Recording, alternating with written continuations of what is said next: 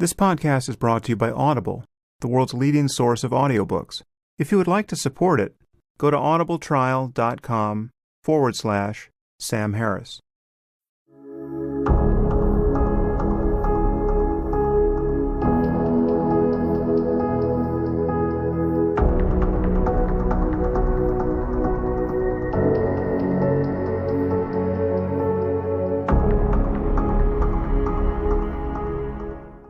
Welcome to the Waking Up Podcast. This is Sam Harris. Well, these podcasts now always seem to start with some housekeeping. This strikes me as a troubling sign, but I don't think I can avoid it in the present case. So my failed podcast with Omar Aziz has come back to haunt me, as I knew it would. Please recall how this whole thing began. Omar Aziz, a Yale law student who few people had ever heard of, wrote a truly vicious and dishonest review of my book with Majid for Salon.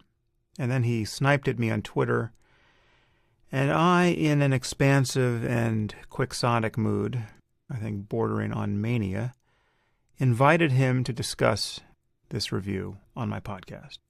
First mistake, right? Imagining that a conversation with an antagonist of this sort is possible.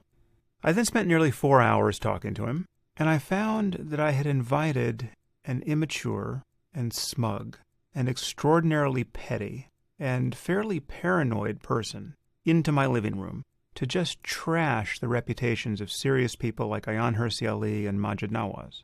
The fact of the matter is I found Omar to be incapable of having an honest conversation on any of the topics we touched. Now, those of you who thought my conversation with Maryam Namazi was bad may have an inkling of what I'm talking about, but this was actually much worse. So I declined to release the podcast, and I warned him of this possibility in advance. I said if I found the podcast unusable, I wouldn't release it. And now he's complaining in Salon that I have infringed his freedom of speech, if you can believe that. This person is becoming a lawyer at Yale, as though if I'm committed to free speech, I have to give a platform to every belligerent person who doesn't make sense on my podcast. He also claims that the format I proposed for our podcast, where he would read his entire review and we'd talk about it in a very systematic way, that this infringed on his freedom of speech, and that it was a quote, very revealing sign that I was afraid to debate him. Now, let's get clear on this, because Glenn Greenwald and all the other usual suspects have seized upon this as further evidence of my hypocrisy. And Salon even published the private email correspondence I had with Omar, needless to say without my permission, and edited to my disadvantage. And I am sorry to go into these boring details, but hundreds of you have contacted me. Many of you are captivated by this phony controversy. So let me explain what happened here. And I'm going to give you a few clips from the podcast so you can fact-check Omar's article. I invited Omar onto my podcast to discuss his review. The fact that he wrote the review was the only reason I had ever heard of him and the only reason I wanted to talk to him. And I thought this would be a very interesting experiment to see if we could move from a totally uncharitable and intellectually dishonest review to an honest conversation about important issues.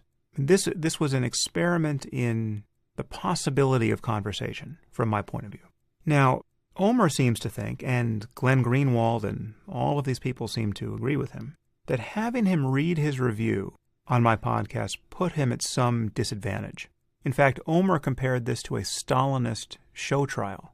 He called it a, quote, bizarre and rather creepy way to structure our conversation, and, quote, a guerrilla attack, where I was, quote, demanding to be judge, jury, and prosecutor. The invitation, he said, was demeaning and one-sided. Then he goes on to write, standing behind one's own work is not the same thing as willingly submitting oneself to a demeaning non-debate dictated by another person. Note the irony here. Harris was lecturing me about, quote, what is wrong with our public conversation, end quote, but was simultaneously and shamelessly outlining an approach that not even the most obscene Fox News anchors had the gall to do. Journalist and attorney friends of mine were stunned at Harris's brazen stacking of the deck. For someone who spends so much time sermonizing about free inquiry, here was Harris deliberately stifling debate, and in a rather disturbing manner at that. Okay, and I'm responding to this because this went off like a nuclear bomb on social media. Here's the relevant portion of the podcast. This is how the conversation started with Omer, after a few preliminaries, getting Skype working and all the rest. And you tell me how stifling of debate this sounds to you, how restrictive, how demeaning, how stacking of the deck. Well, I'm talking to you now because of the book review you published in Salon, That's right, my favorite website, in which you wrote very critically and dismissively about the book I wrote with Maajid Nawaz, Islam and the Future of Tolerance.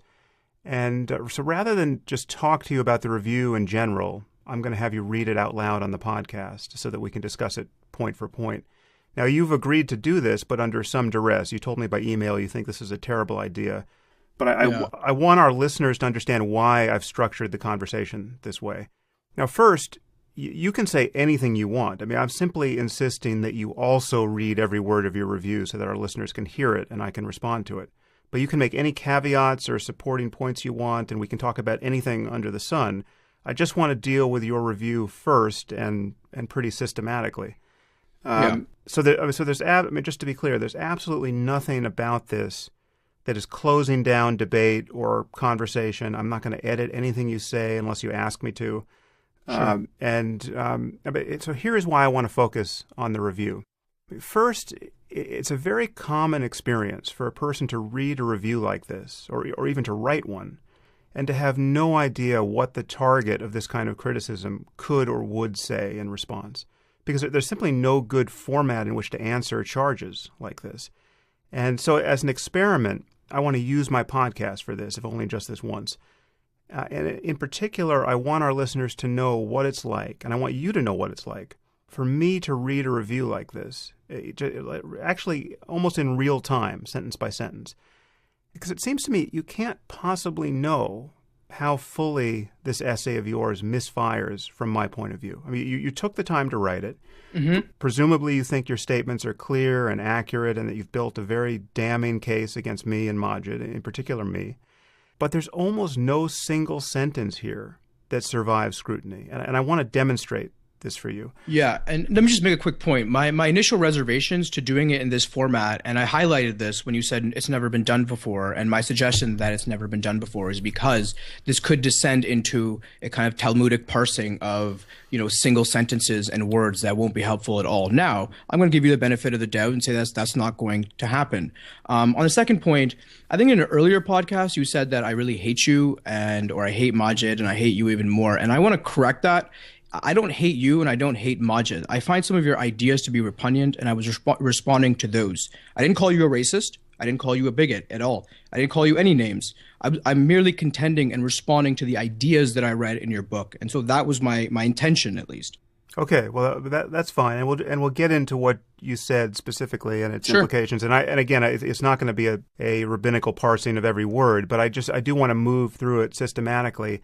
And I want to also make clear that my goal isn't to embarrass you, and my goal really isn't even to debate, ultimately. I'm trying to bridge the gap between your essay and the cynicism that it communicates to me and what I would consider a real conversation. But I think doing this is going to take some real work because I think we're very far apart on the page. And obviously, I'm going to cut you some slack because I understand that no one writes an article like this anticipating to then have to read it to its primary target. And I can only assume that even if you kept your opinions about me as they are, you would probably phrase a few of these points differently in the context of an actual conversation. So I think one thing to make clear up front is that your insults don't matter to me. I don't take anything you've written personally. Good, you shouldn't. The problem is I don't take anything you've written to heart at all because it's as though you're writing from another universe here. So, and this is what I find so troubling, and this is why I want to have this conversation.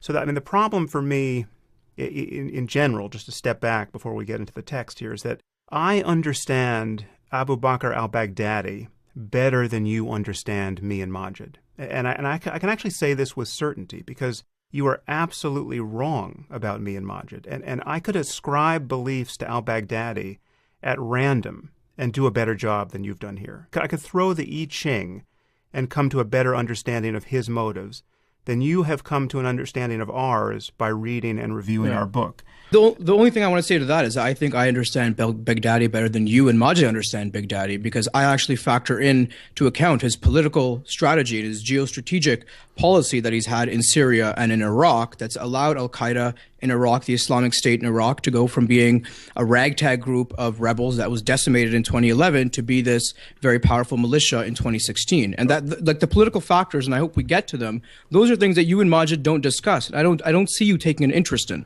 Okay, but that's a totally separate point. I mean, whether you understand Baghdadi better than I do, we can discuss. I'm saying that I understand him, this person who is practically infinitely distant from me on the moral and political and religious and intellectual spectrum, better than you understand me and Majid, and we have told you our motives for writing this book, right? So that's what I find so strange here. Sam, I don't care about your motives, though. I don't like. For me, it's what the book says, right? And what you said before. You describe, what we're going to get into is because one of the things I'm going to take issue with very early on in your review is your ascription of motives to us. But again, let me just step back for a second. You're a very smart person who is capable of writing about these issues honestly. I mean, in fact, I told you by email that you had a piece in the New Republic about jihadism. I think it's called The Soul of a Jihadist, that I totally agreed with, right? So that's the mystery I want to attempt to resolve, that you could write an article on jihadism that I could recommend almost without reservation, and yet you could review my dialogue with Majid so uncharitably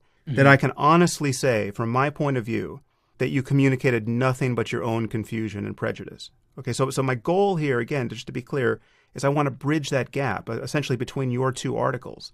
But I really think it's not going to be easy because, from my point of view, almost no sentence in your review does what you think it does. Okay, well, what do you think? Did Omer characterize the framing of the conversation accurately, in your view? I made it absolutely clear to him that he could say anything he wanted on my podcast, and I would not edit him. That's an assurance that no journalist ever gives anyone. I simply insisted that he also read every word of his review, so that our listeners, most of whom will not have read the review, could hear the whole thing, and we could discuss its points systematically. I don't know how much clearer I could have been. He could have digressed for 10 minutes over a single sentence, if he wanted to. There was no limit to what he could have said. And I also promised, in our email exchange, that if he turned out to be a terrible guest and the podcast was deadly boring, I reserved the right not to release it, which is the decision I felt I had to make in the end. There's another point in the Salon write-up that I want to draw your attention to, and I recommend you read it, because it reveals the kind of person I'm dealing with.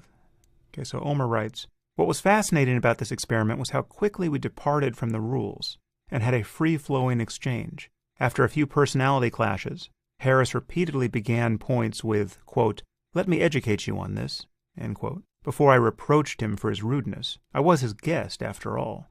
The discussion took on its own logic, swerving as if up a treacherous mountain, speeding forward towards either enlightenment or oblivion. Ideas were exchanged. Veiled insults were delivered." Okay, Mrs. Bronte, I want you to hear Omer reproach me for my rudeness. I think I used this phrase, "let me educate you," twice in the conversation. It was on the topic of the economics of book publishing. And this came after nearly an hour where I couldn't get Omer to admit that Majid and I hadn't gotten into the Islamic reform racket just for the money. By this point, we had still failed to get past the first paragraph of his review. As you listen to this, please recall how Omer summarized this moment, where I'm the haughty bastard, the terrible host, who needs to get reproached for his rudeness. And please meet Omer Aziz in all his thin-skinned and coddled and microaggression-fearing glory.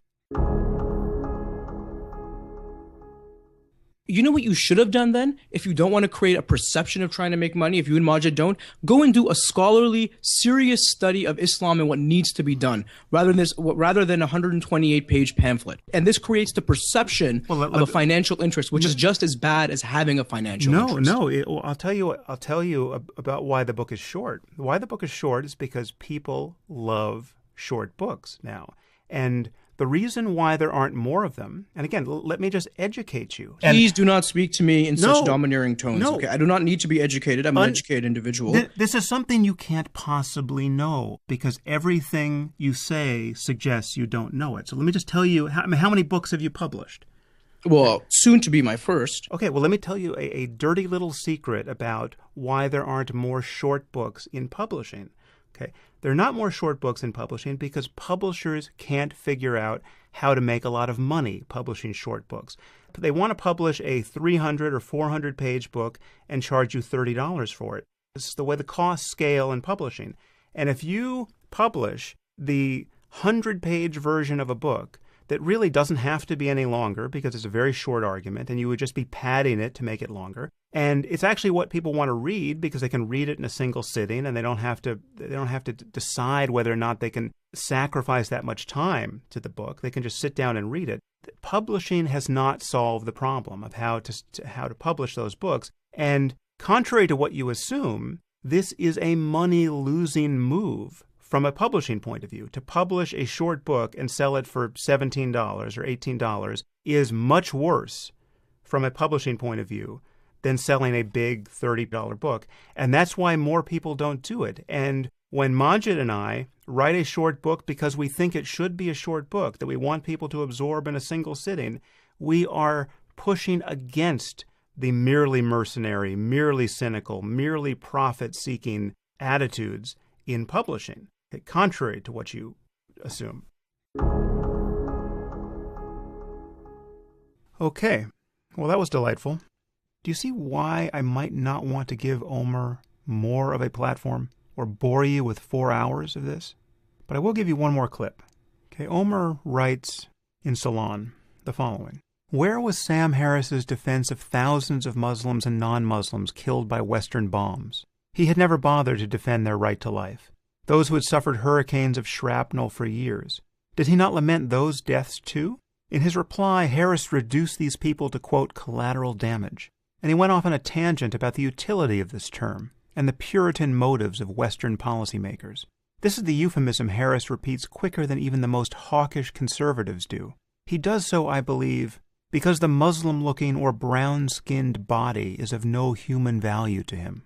In one breath, he declared his moral superiority in defending minorities. In the next, he dehumanized thousands of victims and sanitized the victimizers. The corpses of children conveniently hidden behind his two favorite words, Harris could proceed with a clean conscience. And then the editors of Salon interject here. Editor's note, we asked to confirm the wording. Harris said, quote, that's a euphemism. Everyone in the war-making business uses it. It's the jargon term they use, end quote. He insisted that his choice of words did not indicate a lack of care for the victims' lives, end quote. Okay, well, that note from the editor is interesting. So Salon had an editor. For the first time in their history of writing defamatory articles about me, they actually called me to fact-check a few things. And I don't know that they actually corrected any of Omer's lies in response to my answers, but on this point, this quote of mine is clearly calculated to make me seem to be making a crazy claim where, and this is how it's been spun by various critics, that I'm claiming essentially to be in the war-making business myself, right? That's how we in the war-making business talk about these dead people.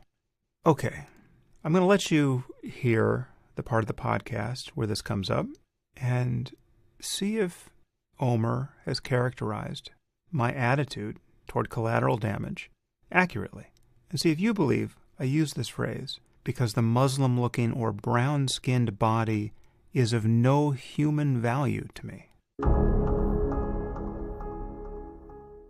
First of all, I do lament collateral damage. In fact, my discussion you dehumanize it again. Collateral damage. No. These are individuals, Sam. These are people who have been massacred and maimed. No, I don't mean to dehumanize with that phrase. I mean, that is, we can talk about that being a problematic phrase, but I'm just referring to the fact that there are people who have been killed in wars, some wars that I think are defensible, some wars that I think are not, right? I mean, there's a difference there. I view the war in Iraq and the war in Afghanistan differently, but collateral damage is a huge problem in war, and it has been for a very long time. We won what I think everyone views as a necessary war against Germany in World War II, and the level of collateral damage there was just as horrific as ever happened in human history. And now the Germans are our friends, right? So now if you're going to look at the bombing of Dresden, I think in retrospect it was probably indefensible even at the time, and it's tactically unnecessary. But let's say it was tactically necessary. Our generals would have been in Nuremberg if we lost that war. Though that was a war crime, as was Hiroshima. So yes,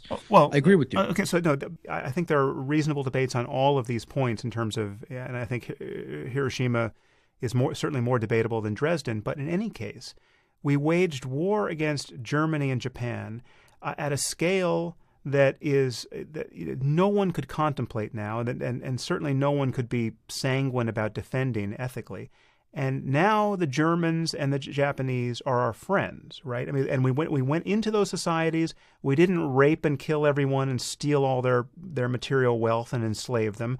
No, we went in and rebuilt their societies with them, and now they are our allies. And that is the world. And there's two things to realize about that. One is that it reveals something about the importance of our intentions in waging that war. Our intention was not world conquest. We weren't trying to execute a genocide against Germans and Japanese. And there really is no moral equivalence to the two sides in that war. When you ask what the Germans would have done if they had conquered the world, or the Japanese if they had conquered the world, we would have a very different world we would be living in now. And so even the analogy you drew to Nuremberg there was false. But yeah, okay, well, look, intentions in foreign policy are actually the most useful and the most irrelevant to analyze an ethical, and the reason why is because you can have great intentions and kill 1 million people, and you can have awful intentions, and it doesn't often turn on the weapon. So yes, World War II is in some cases not a useful analogy today because all the norms and laws that we've developed internationally since then were a response to that brutality, and we don't want to go back to what it was like bombing Dresden or dropping a nuclear bomb in Hiroshima and Nagasaki. But the deeper issue, there's no way around the deeper issue, which is to wage any kind of war, even a necessary war.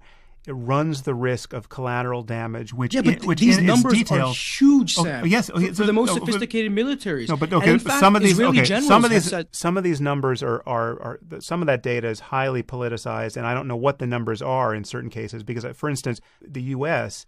is getting blamed in many of those tallies. The Pentagon numbers are actually conservative. Okay. If you look at what other impartial investigators look at the casualties in the Iraq War, what you call collateral damage, and just dismiss as if these bodies did not exist. Okay, look, again, you've just wandered into a totally uncharitable and disingenuous reading of what I said. Collateral damage is a standard phrase that everyone uses on this topic. I'm not diminishing the horror of those who are collaterally damaged, and I've written about this at length, okay? And I don't know anyone who has focused on how bad ethically collateral damage is more than I have. Okay? But you exonerate by pointing to intentions, and intentions in international relations are irrelevant, Sam.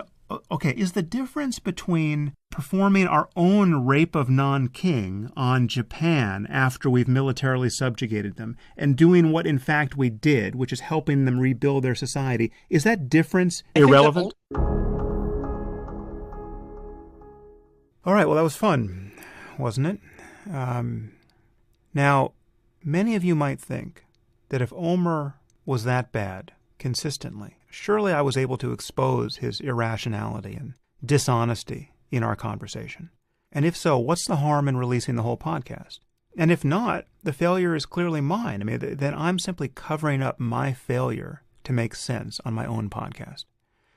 Well, this might sound reasonable to you until you consider Omer's actual audience. I mean, consider the fact that everyone in Omer's audience, most Salon readers, thought Ben Affleck made perfect sense when I collided with him on Real Time. I can assure you there's nothing I said in my conversation with Omer that will reach these people. Okay, so the question is, should I give Omer, who made no more sense than Ben Affleck, for 4 hours, a platform on my podcast? I don't think so, and I'm certainly not going to be bullied into it by Salon. Now, needless to say, the rest of Omer's summary is filled with self-serving lies. For instance, Omer claims that in this conversation, I quote, dehumanize Muslims to such an extreme degree that it verges upon bloodlust. Just take a moment to consider this. What are the chances that happened? Okay, what are the chances that on my own podcast or anywhere else, I just transformed into Colonel Kurtz? I mean, what are the chances that Glenn Greenwald thinks that happened? He spent about half his day spreading this article around. This is what his first tweet says, spreading this article to 600,000 people. Quote, "Nobody needs to write ever again about Sam Harris and his obsessive cult, because this pretty much covers it all." This is Glenn Greenwald's dance on my grave moment, right? Is there any chance he believes this is an honest portrayal of my conversation with Omer? That I, quote, dehumanized Muslims to such an extreme degree that it verged on bloodlust? Now, the question is the only way to assure you that that didn't happen to release 4 hours of this terrible conversation? No. I'll simply encourage you to read both of Omer's articles on Salon. That's the best he's got. Anyone familiar with my work and who understands it, who knows where I'm coming from, will read those 2 articles and see that this person is dishonest to his core, and he's being published in the perfect place to showcase that dishonesty. And now, as luck would have it, I have a conversation that actually fulfills the goal I was attempting to achieve with Omer. I mean, this is another difficult conversation, or potentially difficult one, where I reached out to a former antagonist and attempted to use my podcast as a forum for salvaging what are otherwise unproductive disagreements, getting them on track and making some progress. And so here I reached out to Jonathan Haidt, who is a professor of ethical leadership at NYU's Stern School of Business. He's a very well-known psychologist. Many of you know his work. And taught at UVA for many years. And he's the author of The Happiness Hypothesis and The Righteous Mind. He and I have collided with one another on a number of occasions. And this conversation could have gone either way. I was not surprised that it was as successful as it was. But it was a risk, like many of these things are, and this one paid off. So here is what happens when I get an adult on my podcast. We come out of a history of strong and even ad hominem criticism of one another, and we make progress. I now give you John Haidt. Well, I'm here with Jonathan Haidt. John, thanks for coming on the podcast. My pleasure, Sam. Looking forward to it. Well, listen, before we get into topics about which we agree, and there are a lot of them, let's start with areas of disagreement, because we've had a few past controversies which I think our listeners should know about. So many of our listeners will know who you are because you've done extremely influential work in psychology and have covered many topics that are really just of enormous importance outside psychology. But many might not know the history of our bickering in public. So, right. So you've been among the prominent critics of the so-called new atheists who have gone after Richard Dawkins and Christopher Hitchens and Dan Dennett and me. And you, yes. Yep. For what we've said about religion, principally. And you spent less time on Hitch because he didn't claim to be representing science. So you've criticized me in the past, and in ways that I thought were pretty wrong-headed, and I pushed back fairly hard against this in ways that, may have bordered on incivility at times. And so the way things were left, I don't think either of us would have tended to see the other as a natural collaborator. That's right. So, I find this interesting, just as a social phenomenon. I find it intellectually quite consequential that people stop talking to one another after they have certain collisions in public. And more, I've been attempting to engage people with whom I've had a strong disagreement on important topics, just to see if conversation is possible. And I should just point out to you and to our listeners who will know that this doesn't always work out. I had one podcast that I didn't even release because it went so badly. And I had one that I released recently and probably shouldn't have because it just seemed to do nothing more than increase the sum total of frustration in the universe. It was just people found it excruciating to listen to. And I've had very mixed success doing this in writing. The most memorable failure being that I attempted to engage Noam Chomsky, and that project just fell apart as fast as we could type. That does not sound promising. So, but I suspect you and I are up to this. So, we don't need to spend a lot of time rehearsing our past skirmishes, but I just want to, and we can just discover what we disagree about now as the topics come up. But I just want our listeners to know that this history exists, and it was fairly acrimonious. And they should just appreciate that you and I are doing a bit of a high wire act just having this conversation, because most people with our history just actually don't willingly talk to each other in these ways. And so again, my underlying aim is to demonstrate that two people can have a fairly inauspicious beginning and then successfully communicate and make intellectual progress. Great. I want that too. Cool. And actually, in preparing for this call, I was looking back over our past conflicts and, looking at it as a psychologist who studies morality and moral disagreement, I actually think it's kind of revealing the way this all worked. So, initially, as far as I can tell, the first salvo was when I wrote that essay on Edge, very critical of the new atheists. And, I don't think that I was uncivil there, although it was within the bounds of normal Edge conversation. It's, Edge is not a safe zone. I think you and I both agree that intellectual discourse should not be a safe zone. And then you wrote back, and from my point of view, it was when you were saying my ideas would basically, justify or lead to Aztec human sacrifice and all these other horrible things. And okay, that too is within the bounds. All right, so we're sort of up against the edge there, but that's sort of normal. Then, if I remember the timing, it was like right after that we first met face to face at the Beyond Belief conference. And there too, if I remember, I think you said like my beliefs would lead to either North Korea or something like that. And yeah, so again, well, not so. I don't think I would have ever said that it would lead to, but just that you would be hard pressed to say what was wrong with those systems by your lights. Okay. Okay. I mean, so it may be a distinction without a difference in your mind, but it's a pretty important one. That is. But the point is just that from the way it felt to me was, no matter what I say, you will link me somehow to North Korea or something like that. I don't think you ever did the Nazis, and I thank you for that.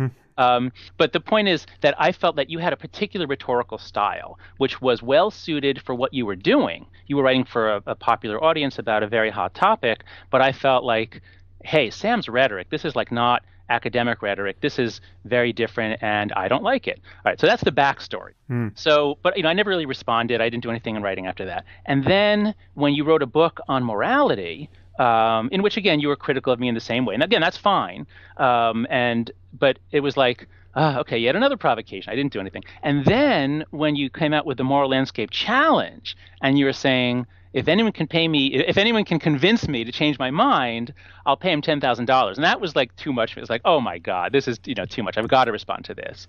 And so then I wrote the essay, Why Sam Harris is Unlikely to Change His Mind. And for the most part, as I was just reading that over, I think it's a perfectly legitimate statement of my research and how my research leads me to believe that you won't change your mind. So all that's fine. The thing, though, is that clearly was a kind of a jerk move on my part, was, I think, throwing, I analyzed, so for listeners who don't know this story, this debate, I analyzed your books. I analyzed your books and a bunch of other books, and I found that according to this program, Luke, that counts words like always and never in a category of certainty, that you came out as the most certain person, even more so than Glenn Beck and Sean Hannity and all those guys. Right, so that was a very jerk thing of me to do. And Sam, I do apologize to you for that. That was inappropriate. Well, but it did give me a chance to respond to that, which I still am, to pat my own back, I still am amused by my response to that, where I used every one of your keywords in a paragraph, which was on its face, a statement of total intellectual humility and openness to being wrong, but it in fact used all your certainty terms in the same paragraph. Yep, that's right. And so look, Sam, so in fact, that kind of points to a similarity between us, which is that we both really enjoy being clever. That was my thing was a very clever thing. Your response, where you used all those words, was we were sort of smart Alex.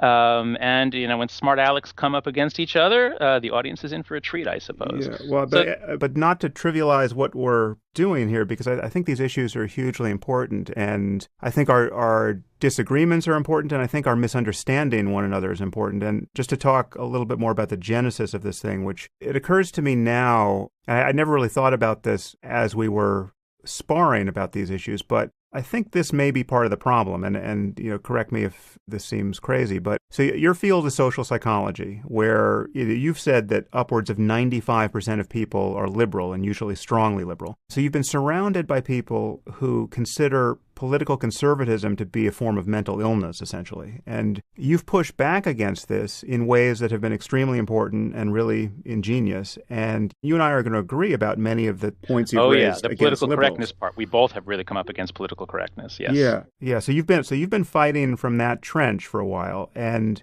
then when you saw the so-called new atheists, which are just a gang of liberal intellectuals, initiate this frontal assault on religion, and arguing that it's not only false but dangerous, and in my case, hearing me say that science will eventually replace religion on questions of morality and human well-being, I think you viewed this as yet another example of left-leaning secularists who are totally out of touch with the lived experience of religious people, doing what left-leaning academics often do to social conservatives, which is dismiss them as morally and intellectually defective. I think that's right. Oh, good. Well, that's not crazy. So, forgive me for psychoanalyzing you, but it seems to me that this, from my point of view, has caused you to be too hostile to our criticism of religion and to actually misunderstand it in important ways, and I'm sure we'll touch those points. And it's also made you too soft on religion in ways that can't be scientifically justified. And because you believe you're correcting for a harmful bias in the scientific community, and you have been with respect to the political divide between liberals and conservatives, but I would argue that viewing the new atheist attack on religion through that lens has caused you to misread us. And at the very least, I feel like you've misread me. I see. Yeah, I don't think that I perceive you guys as a bunch of far left people.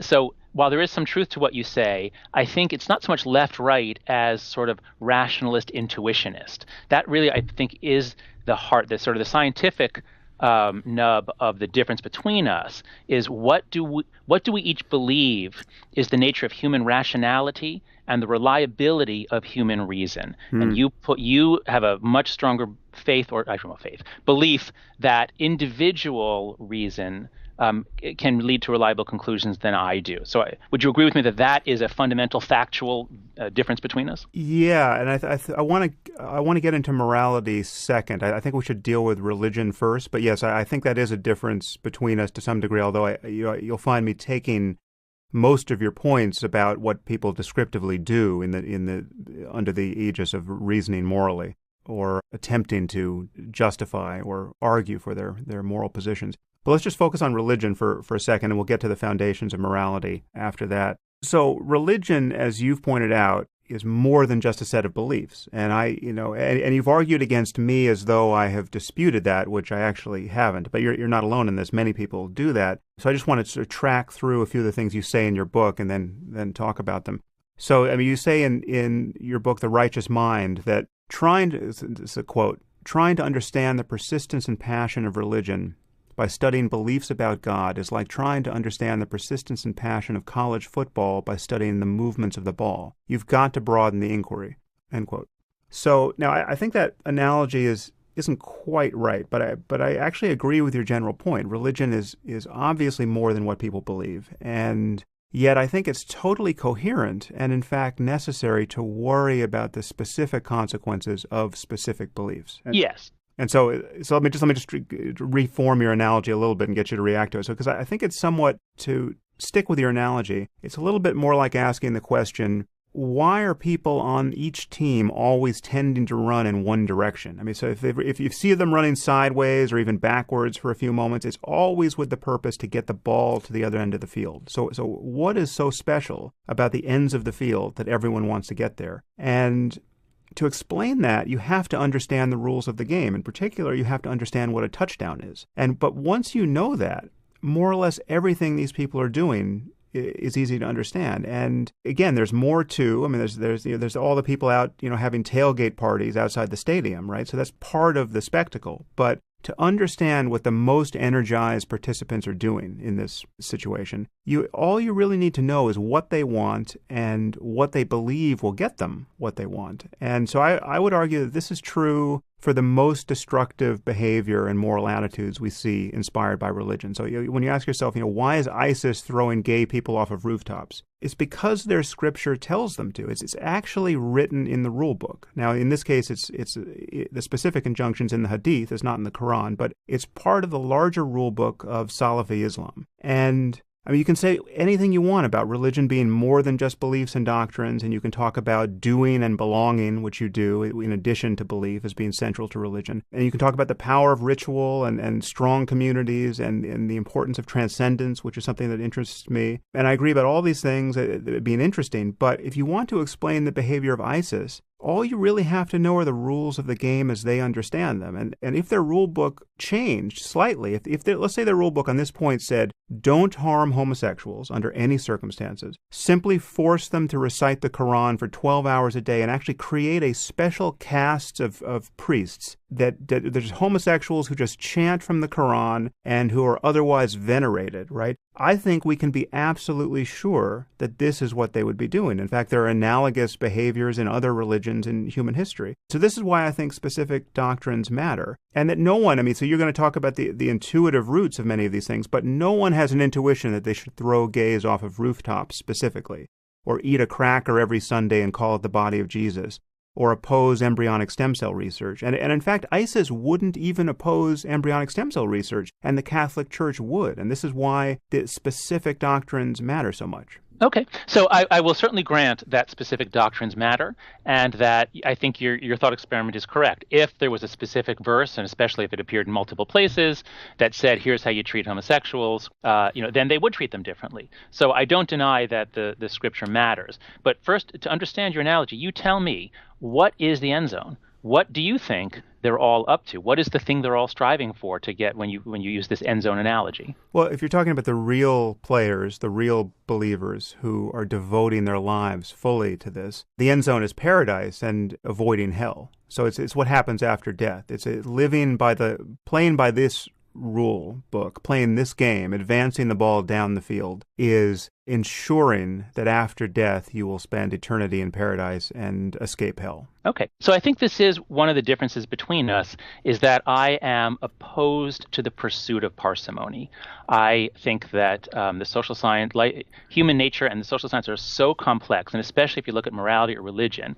So anytime someone says the goal of religion ultimately is to attain paradise, or the goal of religion ultimately is to have a sense of meaning, or even closer to what I say, if you were to say the goal of religion is ultimately social bonding and connection, well, those are all goals. There are lots of different goals. In this case, I was talking about ISIS. I was talking about what we would call the extreme committed, death cult of Islam. Now, there's analogous cults in other traditions, but I'm not saying that all religious people in every denomination of every level of commitment, that their main goal is paradise. Some Unitarians don't necessarily even believe in heaven, right? So I was speaking about ISIS in this case. Okay, yeah. So I can certainly grant your point that beliefs do matter, and I hope I never said that they don't. But I think I would still claim that your analysis here is too focused on the explicit. And this was, my main criticism, my main concern about your writings on religion was I sometimes felt like you were writing, your two religion books. I felt like you were writing those mostly with the Bible and the Quran and the New York Times on your desk. And you were sort of saying, okay, well, look at this verse, or look at this event that happened, and then just trying to make sense of it yourself. And I was thinking of it much more both from a kind of a Durkheimian point of view or a, unconscious motives point of view. I mean, there's just so much going on here. And I have not studied ISIS. I don't know what's going on with them. But I don't believe you could understand them by reading the Quran and saying, oh, the Quran says this. This is why ISIS is doing it. Well, the motives of humiliation, geopolitical. I don't know what's going on, but there's a lot going on. But the issue is that this is how they understand themselves. And now here I'm not just speaking about ISIS. I'm just speaking about religious fundamentalists in general. When you ask them how they understand what they're doing, if you ask them why homosexuality is anathema, for instance, they have a scriptural justification for it, and it does explain the belief and subsequent behavior, and where in certain cases nothing else does. I mean, so it might be relatively easy to come up with other non-scriptural reasons to be uncomfortable around the phenomenon of homosexuality. And we can talk about that. I mean, it gets into your kind of moral intuitions, the moral foundations theory. But for many of these things, the only way this idea could ever get into someone's head is based on the tradition and the explicit teaching on a specific point. Agreed. I agree with you on that point. And so let's make a distinction that I think will be very helpful here, which is between fundamentalism and religion more generally. So if we're talking about fundamentalist movements, then you and I are going to agree much more, including in the moral evaluation of them. And so if we live in a diverse society, if we live in a society, or if we value progress and open debate of ideas and challenging each other and the things we need for the sciences, then fundamentalism is incompatible with all of those things. Christian fundamentalism, Islamic fundamentalism, I would say politically correct fundamentalism or social justice fundamentalism. I think you and I both personally dislike the fundamentalist mindset, I should say. I don't mean the people. I mean the fundamentalist mindset is opposed to values that you and I both hold as individuals and for science. So there, I think there's not as much disagreement between us. But then if you say, what about non-fundamentalists? That's where I think you're much more negative than I am about people who are religious but not fundamentalist. Is that true? Well, yeah, I'm more negative in the sense that I feel like they make one honest talk about the problem of fundamentalism much more difficult, because they don't want anything too critical said about their holy books or about a tradition of venerating the concept of revelation, right? I think revelation is a problem here. The idea that one of our books was not the product of the human mind, but the product of omniscience, that already just deranges our intellectual and moral discourse really beyond saving, and we have to get out of that part of the religion business. And so that insofar as moderates and liberals do, well, then my only real concern is that, well, I guess there are two more concerns. One is they tend to not be intellectually honest about the process whereby they have become moderate or liberal. So they pretend that there's something in the tradition, in the books, that has been self-purifying. But no, when you go back to the books, they're every bit as theocratic as they always were. What's happened is that they have collided with a wider set of values, secular values and scientific insights and progress, and they have found being doctrinaire and dogmatic is no longer how they want to live. They can no longer justify it, but they're not really honest about just how that winnowing has taken place. And they tend to give credit to the resources of the tradition, whereas really it's the resources of a much larger conversation that human beings have had. Sure. So if you want to say that people are adopting positions and then searching for a justification and looking for some sort of textual justification for what they've decided to do intuitively, yep, I'm down with that. That's the core of my research, is that that's what a lot of our moral argument and justification is all about. Yeah. Well, and so you do one. I just want to go back to your book briefly. You do one thing in your book which it's pretty clearly an area where we disagree. I don't think we need to go into it any real depth because it may be a little hard to parse here in a podcast, but I think we should just flag it because it is one. I think it's also one reason why you think I and Richard Dawkins and others have been too hard on religion. And it's this notion that religion has provided an evolutionary benefit to us. Is it an adaptation or a byproduct? You're right. That is the other core factual or scientific issue that we disagree on. Right. So I just want to introduce this concept of group selection to those who don't know anything about it, and then we can table it probably. But so you defend this notion of group selection, and specifically the idea that religion has helped certain groups survive, and perhaps a lack of religion has caused others to fail. And you think that this mechanism hasn't just been cultural, but that it's also been biological. And so this idea of group selection, which obviously relates to much more than just religion, this is very controversial in biology, and its main champion, who you do side with here, is someone named David Sloan Wilson, who, interestingly, he's also attacked the new atheists with a level of energy that I never quite understood. So I should just point out that there are many biologists, and I would think still most, as far as I can take the temperature on the whole field, disagree with this idea of group selection. And so if our listeners are interested in it, I think the best summary of the reasons to doubt that group selection occurs was written by our mutual friend Steven Pinker, and the title is The False Allure of Group Selection, and that can be found on edge.org. I know you must be aware of that paper. So, I responded to it. So you weren't persuaded by it? So that is what the debate comes down to, is if is religion a product of evolution? Is it an adaptation? In which case, that doesn't mean it's still adaptive today, but it would mean that it conferred some benefit. The really exciting idea that so captivated me when I first read Dawkins in college was, wow, what if it's like a virus? What if it's taken advantage of the hardware up there and it's exploiting it for its purposes? And of course, Dawkins and Dennett are really explicit about that. It's a really cool idea, and I used to believe it. And that was the prevailing wisdom. Dawkins' book, The Selfish Gene, was an incredibly powerful book and a testament to the power of good writing to be persuasive. So the state of the art in the 70s and 80s was, as you say, that most biologists doubted it. In fact, almost all did. Group selection was dismissed because there wasn't any way to solve the free rider problem. If groups were to cooperate for the benefit of the group, any free rider within the group would get extra benefit, and the genes for free riding would spread. And so the topic was put aside, and David Sloan Wilson was seen as alone crazy. But a lot has changed since then. So right around that time, the whole idea of major transitions in evolution was being formulated. And there are many other examples of agents that were functioning at an individual level, competing with each other, coming together to be more effective as a group. And even the cells in our body are an example of that. The mitochondria have their own DNA because it was an example of a major transition where multiple entities got together to act as a group. Let's see, what else was there? There's I go through in my book, as though there were four new exhibits, 4 reasons to re-examine the case since the 1970s, gene culture coevolution, things like that. And while it is still true that their biologists mostly seem to side against this, this is actually because I think E.O. Wilson made a big mistake in writing a paper. I love him. I think he's mostly right about things. But I think he made a big mistake in writing a paper saying that kin selection doesn't matter. And I don't understand. I don't think that makes any sense. Kin selection is really powerful. So he took a lot of flack, and people are conflating his rejection of kin selection with his endorsement of groups, or I should say multi-level selection.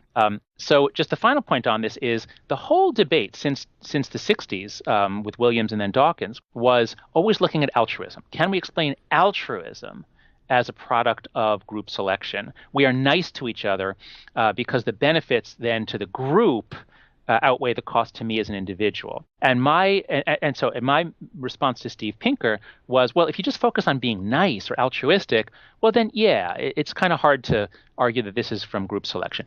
But if you look at the tribalism, that's what really got me. That's why I'm on this side of the debate. If you look at tribalism, how similar it is, how initiation rites all over the world are actually mimicked in fraternity brothers initiations. And I don't think it's because they studied anthropology. It's because there's something in the human mind that makes people, especially young men, want to do things that involve painting their faces or changing their appearance, exposing each other to extreme risk, doing all sorts of things that bond them together as a group, make them quite dangerous, quite able to be predators of other groups. So I think you and I agree on those external costs. So anyway, that's why I'm saying that if you focus on tribalism, you try to understand that, I don't see how you can explain that from individual selection. And this is why I think that the arguments for limited group selection were overwhelmed. That's why I say we're 90% chimp. We're overwhelmingly evolved by individual level selection, in the way that Dawkins describes it. But we have this interesting tribal overlay, and I think that's essential for understanding not just morality and religion, but politics, as we're going to talk about very soon. Right. Well, I'd be remiss if I didn't say just a couple of words about why group selection seems spooky from a more traditional evolutionary point of view, and then I'll just get off it because I don't think we'll resolve it here. But I just think, from the point of the criticism, it seems to be a metaphor that gets taken too literally and that blurs the lines between genes and individuals and groups as units of selection. So as you said, group selection is often called multi-level selection. Yeah, that's the way to think about it. Right. But, as Steve and others have pointed out, there are many problems with saying that selection acts on groups in the same way that it acts on individuals to maximize their inclusive fitness, or that it acts on them in the same way that it acts on genes, increasing numbers of copies that appear in the next generation. So these things are operating differently, and I'm dogged by the fact that I feel like this is a little too hard to parse in a podcast for people to listen. So we can skip it. We can just point people. Actually, I think, Chapter 9 of my book. So let's do this. I have made Chapter 9 of The Righteous Mind available for free on my webpage. So if people go to righteousmind.com, they can find my argument for group selection. And if they Google, well, I guess you can direct them to but if they basically just Google Edge, Pinker, false allure of group selection? Yeah, Is that what that's Steve's they article. can find that. So that's Steve makes a strong argument against it. So I think we can just pass it off in that way. Yeah, I mean, so just to crib Steve briefly, the issue is that there's a lot of causality in the world that you don't need natural selection to explain. And so merely having one tribe outcompete another doesn't require natural selection. So like, for instance, if the Nazis had won the war, right, and we were now living in the first century of the 1,000-year Reich, this wouldn't be an example of group selection. I mean, and the difference that would make a difference here is almost certainly cultural and not genetic. So if the Germans had won the war, sequencing Hitler's genome wouldn't tell us why. And yet we would still be living in a world where everyone would now be a Nazi and the Nazis have succeeded. But here again, so when in talking about success, the success of a group, in this case the Nazis, we're using a metaphor here because this is not analogous to the success we talk about when we talk about genes spreading in a population. Because in this case, the success itself applies to the group, the Nazi Party, enduring for centuries, not to some entity at the end of generations of replicators that have been copying themselves with some rate of mutation and then outcompeting all others. So Steve argues, I think, very strongly that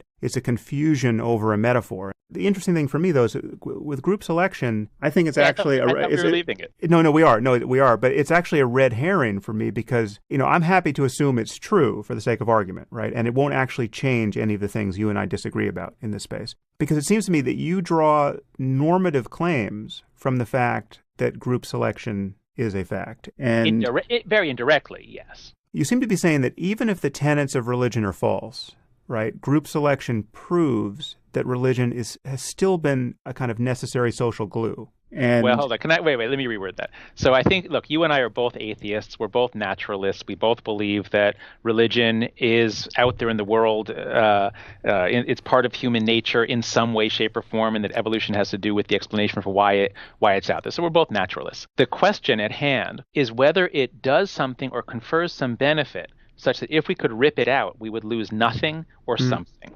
And on Dawkins' view, and I think your view, if we could just get rid of it entirely, we'd be better off. And that might be true. I don't know. But if religion is an adaptation, as I believe it is, then it could still be true that it was necessary for getting us to where we are. And I do believe that religion and the psychology of religion helps explain how we and only we made the transition to living in large-scale societies of non-kin. It could still be the case that it was useful back in tribal days, and now we've supplanted it with law and other things.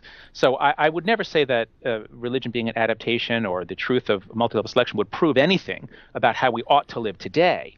But what I do draw from it is that seeing it as an adaptation for group solidarity and group coherence makes it easier to see some of the psychological benefits and socio-structural benefits that might be there that are hard to see if you're a secular person on the left. Because that is what I see, is it's really hard to understand what's good about the other side once you're in an argument or debate with them.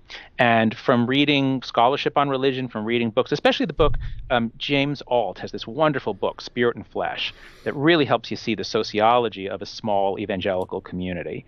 So that's my only point. I wouldn't say I draw normative implications directly, but I do draw implications for what kinds of lives are happy and satisfying, what kinds of social patterns and structures make people less selfish and more inclined to think about others. And there, I think you just have to think twice if you're going to say religion's just bad and it makes people do bad things, get rid of it. Yeah, well, so I share your concern for human flourishing and us getting in a position to tune all the dials to maximize it. I guess I was detecting in you some version of the naturalistic fallacy, some version of saying that because this thing is natural to us and in fact selected for and did our ancestors good, that is some argument, some weight on the balance to argue that it is in fact good morally speaking. Oh, no. I'm only making the argument actually in a way that very much like the way you make in the moral landscape. If we're going to talk about human flourishing, we need a full picture of human psychology, just straight descriptively. So I think you and I differ a little in our descriptive picture of human psychology. But beyond that, it's pretty much a straight flourishing happiness explanation. So I see what you're saying, but I'm pretty sure I'm not making the naturalistic fallacy by saying if it's evolved, therefore it's right or good. I'm not saying that. Right. So it's just if it's evolved, you would suggest that it could be harder to get rid of if bad, because we've all evolved to think in these ways. But one distinction I still think in this area that divides us, at least it changes the way we tend to talk about this, is there is a distinction in thinking about how science can touch this subject, and the distinction between how we got here, the evolutionary story of just how we came to have the brains and mental capacities we have, and then there's the question of just what is possible given what we are. And that's, for me, those are two distinct and totally interesting and justifiable projects, but they're distinct, and science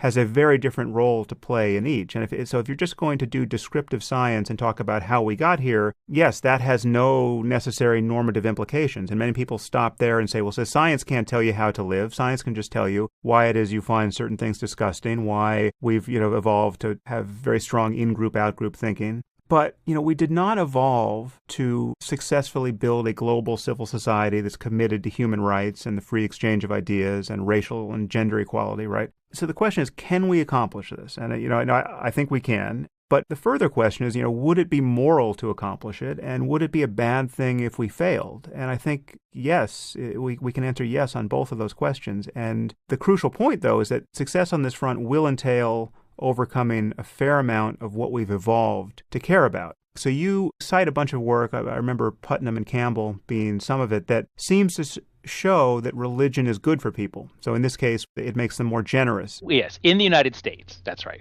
Okay. It doesn't say globally, but yes, in the United States, there's a lot of evidence that religion makes people happier and better citizens, according to Putnam and Campbell. That's right. And this is the result of their belongingness to a religious community, not their beliefs and doctrines. That's exactly right.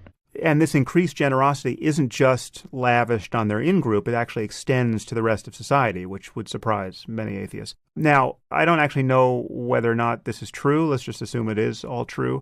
It seems to me that even if we accept that as true, it obviously isn't the whole story. I mean, I think we could design a dozen invidious experiments where we show that religious people are more homophobic, say, or sexist than secular people on average, or have a lesser understanding of science or less respect for science. And this would help complete the picture. But I think the problem I have with this line of thinking is that there seems to be a tacit assumption that if we can show that religion is doing something good for people, there is no better way to get those goods that's compatible with a truly rational worldview. That's a fine point. I agree with that. But let's see. But you raised a question that I think would be great for us to try to work out here. I think we might come to different views. So you said, I think we both agree that our evolved human nature did not prepare us to live in a giant, global, peaceful, egalitarian society under rule of law. Where, in a sense, we're living above our design constraints, and clearly to some extent it's possible because despite the imperfections, we're sort of doing it nowadays. So our evolutionary past, while it puts on some constraints, they're kind of loose constraints, and we can live in all kinds of ways that we weren't designed for. But here's where I think our different views of religion would lead to different prescriptions for how to do that. So I take part in a lot of discussions. I'm invited to all sorts of sort of, lefty meetings about a global society, and the left usually wants they want that global governance. They want more power vested in the UN. I hear a lot of talk on the left about how countries or national borders are bad things. They're arbitrary. So the left tends to want more of a universal. Just think about the John Lennon song. This is what I always go back to. Just think about Imagine. Imagine there's no religion, no countries, no private property, nothing to kill or die for. Then it would all be peace and harmony. So that is the sort of a far leftist view of what the end state of human evolution or social evolution could be. Now, is that possible, or is it consistent with our evolved nature? Now, here's the other side. The other side, the conservative view, is that we are fundamentally groupish, more parochial creatures, and to have global governance and one giant country or one giant community of all Earth would be a nightmare. It would be chaos. It just wouldn't work. Far better to have authority at the lowest level possible at all times, and build up with nested structures. So a country ends up, for conservatives, a country ends up being a very reasonable, basic building block, and they would not want as much of a global society. They certainly would want international law, they would want treaties, they'd want all sorts of things. So I think this is a case where if you have a kind of a blank slate view or a very positive view that our basic nature is love and cooperation and it's only capitalism that screwed it up, you're going to want a kind of a John Lennon vision of the future, and I don't think that could really work. Whereas if you start with Edmund Burke, who talks about the little platoons of society, we develop in the family. So conservatives are really, really focused on the family and lower level institutions. And if you focus on making those strong, and then you think about some sort of a legal and social architecture that allows multiple families and communities and states and countries to work together with a minimum of friction, I think that's much more workable. So getting a correct view of our evolutionary heritage and the psychology that resulted from it, I think is very helpful. It doesn't tell us what's right or wrong, but I think it does tell us which way is more likely to work. And if you see us as products of multi-level selection with a deep tribalism, that suggests that you're probably better off going for more the Burke way and having groups that are composed of groups and finding ways for them to work together, rather than the John Lennon way, which is let's erase all group boundaries. Let's erase divisions of nation and everything else and just have one giant planet. I just don't think that's likely to work. I think that is, like as with the communist societies, it's making assumptions about human nature that end up, people just refuse to live that way, and it's a disaster. One thing about what you said that I want to pull back to the focus on religion is just that you're essentially exposing some of the holes in secular thinking. And I agree those holes are there. In fact, I've written 2 books that attempt to shore up some of the weaknesses I see in secularism. And what you just said relates to this very topical example of the recent migrant crisis in Europe. Yeah. Where you have, secular liberals for the most part and, atheists who really can't find a rationale, morally speaking, for anything less than an open borders policy. And in fact, so there's 2 reasons here. There's 2 connections here, because there's this low birth rate in Europe, and many people attribute that to secularism. The loss of religion is really leading to a loss of babies, and that becomes a justification for bringing in immigrants because they need people to work in these societies. So one could argue that for 2 reasons, both economically and morally, secularists are now in a position, someone like Angela Merkel, where they're unable to find a reason to keep the borders closed. And let's just say that this happens, where you have millions upon millions of Muslims who on balance are deeply religious and disposed to have large families. They flood into Europe over the next few decades, and in 100 years, Europe is predominantly Muslim and deeply religious, right? This is a possible counterfactual or actual history. So what lesson should we draw from this? Many people would conclude that what Europeans needed in the year 2016 is more Christianity, right? That only a belief in Jesus and the associated behavior and belongingness that confers, and the fertility rates that get associated with a taboo around contraception, that only that could have protected them from the sweeping changes in their society. And I would just argue is that there must be a truly rational way for secular people just to figure out what sort of world they want to live in and simply build it. Yep, I totally agree, Sam. And I think this is a nice example for us to talk about, because I think you and I both are wary of mass immigration, but maybe for different reasons. So first of all, the drop in birth rate, apparently the Scandinavians who give a lot of support for women working have at least, they're still below 2 per woman, but it's not as disastrous as in southern Italy where they don't. So you can have a secular society that, if you engineer it right, can still have birth rates that are not much below 2, perhaps. So I wouldn't say that, Europe needs more Christianity in order to have more babies. But I think the demographic issue is really important for the future of any viable society. But I am a Durkheimian. I think Emil Durkheim got it right. I think you have to see communities as absolutely needing a sense of cohesion, trust, shared values, a sense of who we are. And this is why mass immigration can be a bad thing.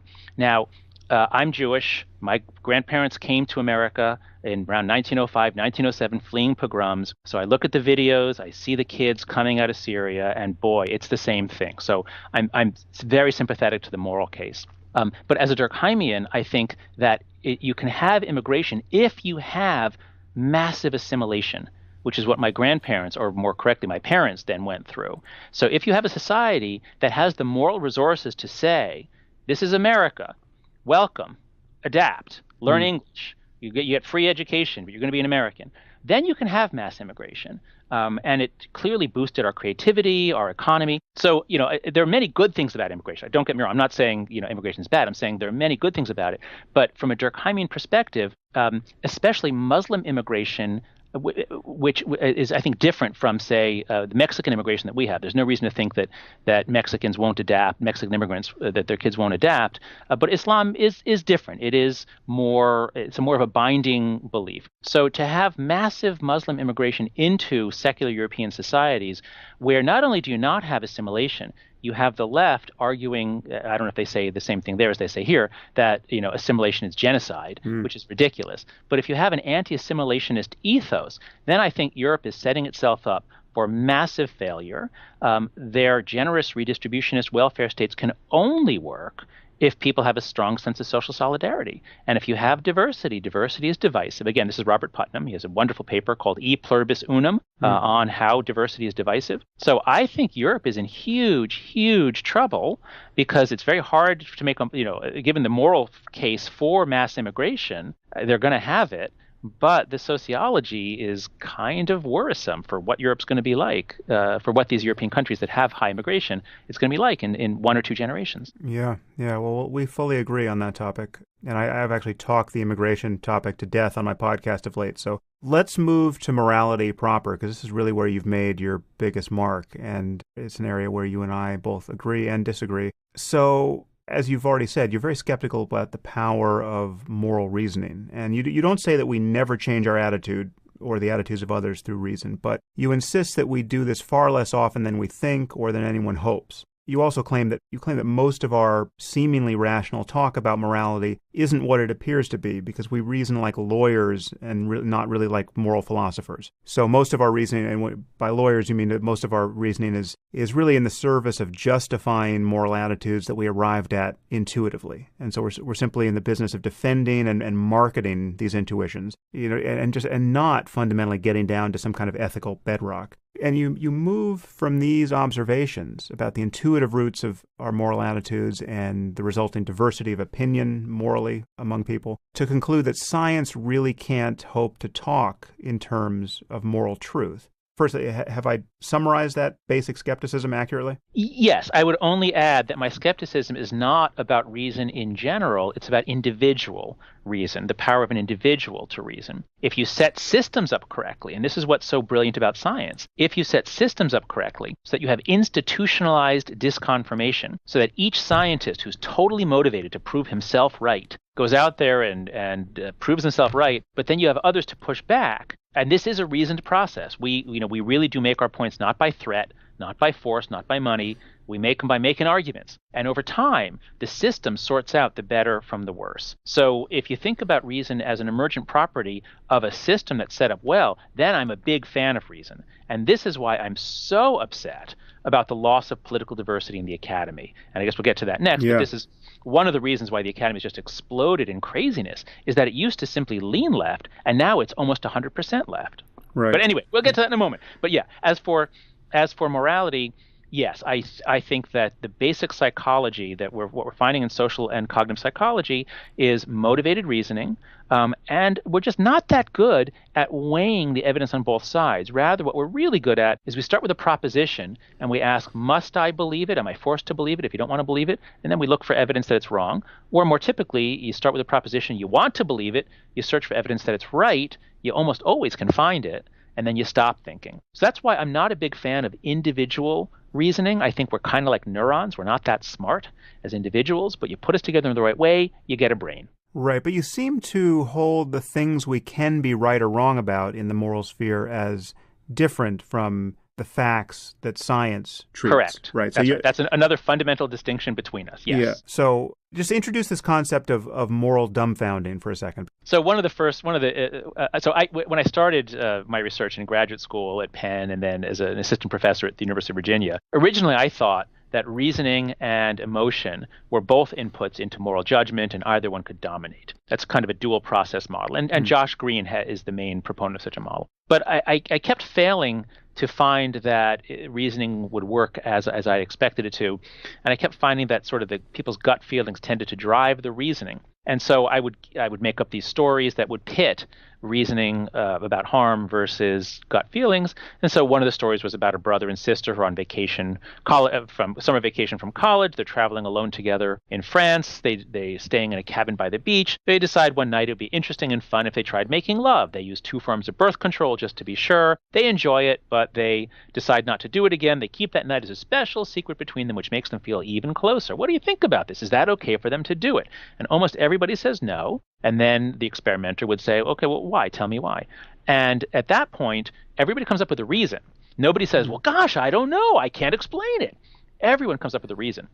But the experimenter would say, well, okay, yeah, true, birth defects, that's a good reason. But, if they're using birth control, like if they could be sure that there's no baby to come, then is it okay? And nobody would say, oh, yeah, sure. If there's no baby, then it's okay.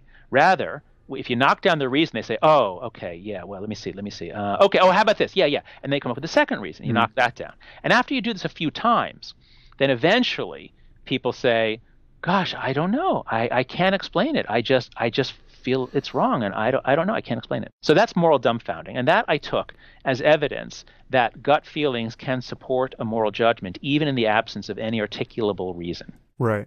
But what I always read you as suggesting there, and correct me if I'm wrong, is that you move from that fact to suggest that there clearly can be no truth of the matter, right? The fact that people will hold... Wait. No, I don't think I ever do that. I would not say that the existence of moral dumbfounding tells us nothing about whether or not there's moral truth. You and I disagree about moral truth, but that's unrelated to dumbfounding. That's more of a philosophical argument about the different kinds of things that are true. Well, that's an implication I wouldn't want you to draw, and if you don't draw it, that's great. Let's talk about, I'm very fond of this term anthropocentric versus non-anthropocentric truths. Should we talk about that? Well, let me just connect it to another term that people are aware of, moral relativism. Would you consider yourself a moral relativist? No, but I'm also not a moral realist. So no, I'm not a moral relativist. I think there are moral truths, but they are not the same as the truths of chemistry and physics. So, and just to get everyone up to speed on what we just said, the idea of moral relativism is, this can mean many different things, and it's a little confusing. I mean, in some ways, even my own view can be called a version of moral relativism because I believe that there are multiple distinct and yet incompatible possible good lives that people could live or good societies that could be built. In my book, The Moral Landscape, I say that there are potentially many and even a potentially infinite number of peaks on the moral landscape. Yep, I like that metaphor and I agree with that argument, yes. But that doesn't undercut the reality of moral truth because there are many ways to be off a peak and down in a valley that is purely an area of misery. So the fact that there are many right answers to a question doesn't mean there isn't a difference between a right and wrong answer. But the phrase moral relativism is more usually applied to people who think that just to speak in terms of moral truth is to engage in one or another species of fallacious thinking, that there are no truths that are really true in the sense that things can be scientifically or historically or economically true. And I now recall that one of your mentors was or is Richard Schwader, the anthropologist, and I've actually collided with him both in private and in print briefly on this topic. And he always struck me as a relativist of the latter type. Is that true? And I mean, do you have a difference in your orientation?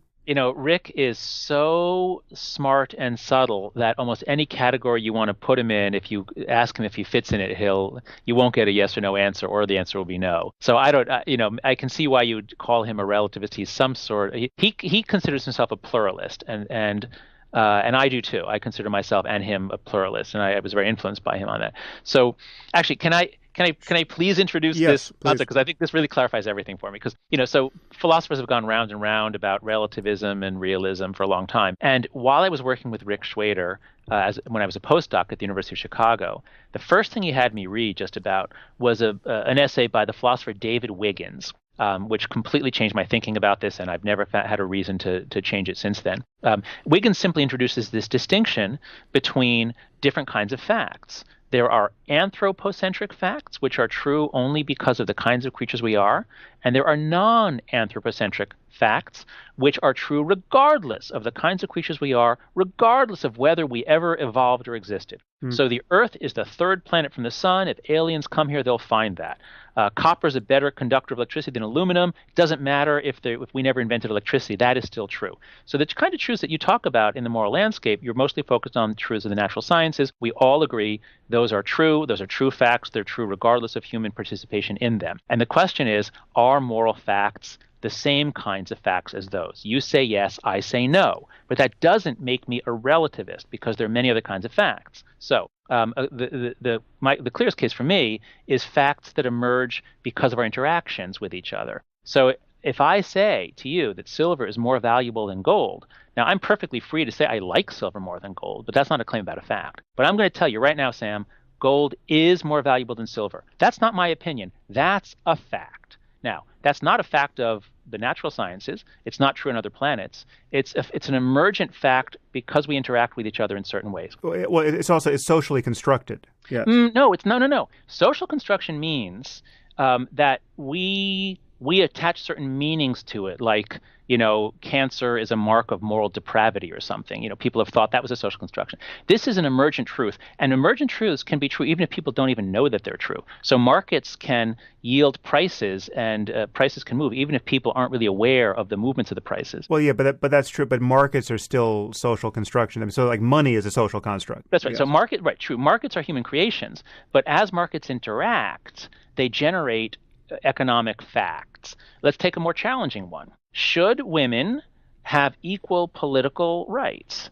We all say yes. Now, is that a fact true across species, that any intelligent creatures, if they have sexual divergence on a different planet, it'll be true for them? Is it true? Is it a fact such that even if we go back 10,000 years ago, in which women almost never had equal political power, they were all wrong, all human societies were wrong until the 1960s? This is a more challenging case. But I would argue this.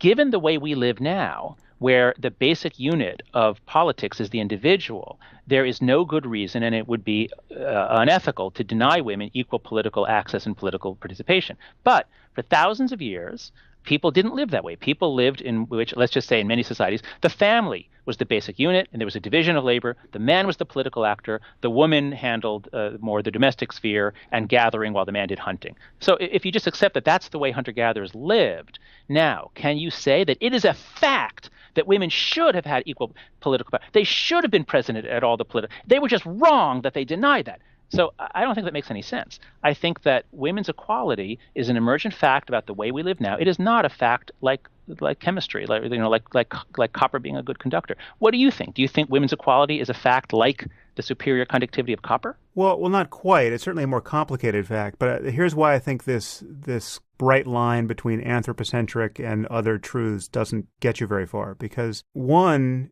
my interest in morality extends beyond what is even human. I'm talking about what possible minds there are in this universe. I mean, just what sorts of experiences are there to have given just the nature of consciousness and how it arises in a universe. So if we wind up building conscious computers that can suffer, how can they suffer, and how wrong would it be to build those things? If we can change our brains in the future in such a way as to give ourselves different moral intuitions, right? So not only to live more faithfully by the intuitions we have, but to then ask the question, what intuitions should we have, right? If we could change ourselves into a species of perfectly matched masochists and sadists, would it be wrong to do so? I think those are coherent questions, but they kind of fly the boundaries that you're setting for anthropocentric and other truth claims. And so for me, it's really I view it as a the strong claim I want to make about moral truth and its connection to science, and again, science in the most open-ended way. I mean, the science we will be talking about 10,000 years from now, whatever we are, if we're around to talk about anything. The connection is, I mean, you can even forget about the word morality, forget that we've even have this term, forget that we've evolved to the point we have, and just ask yourself, what possible experiences are there in this universe? And that just faces us with a navigation problem. We're at our starting point, wherever we are now or in the future. And if we move one way, we'll become both individually and collectively reliably more miserable, right? If you move far enough in that direction, you can become so miserable that there's just no redeeming quality at all. Ceteris paribus. Yeah. If you keep everything else constant, more misery is worse than less misery. I'm with you on that. Right. And then who knows how good human life or beyond human life can be given perfect cooperation, creativity of a sort we can't even currently imagine, technology that has no downside, free energy, everything is powered by starlight, and we just are living in some perfect condition that we may in fact never attain given our, humble apish origins, but is in fact possible for minds differently constituted than our own, right? So we're living in that space, and we're navigating in that space of possibility. And then so when you ask a question like, well, should women be given the vote, or should they live as equals to men politically? Then I think that yes, the moral landscape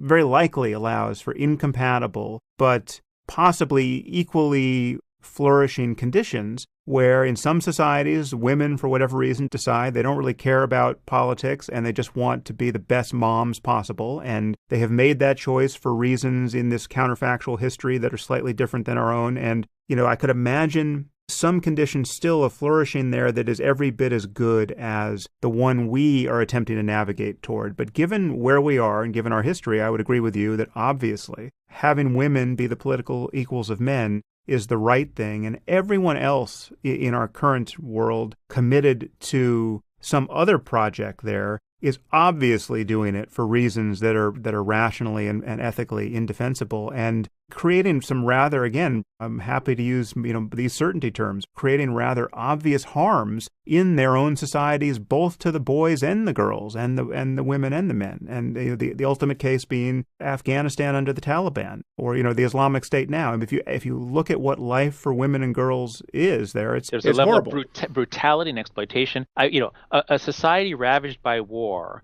tends not to be one in which you find much humanity, and so the way that women are treated, I'm with you on seeing those societies and the lives for women and men as horrific. But the thing I want to check with you is, you talked about consciousness wherever it is. Suppose that there was intelligent life on another planet, we make contact with it.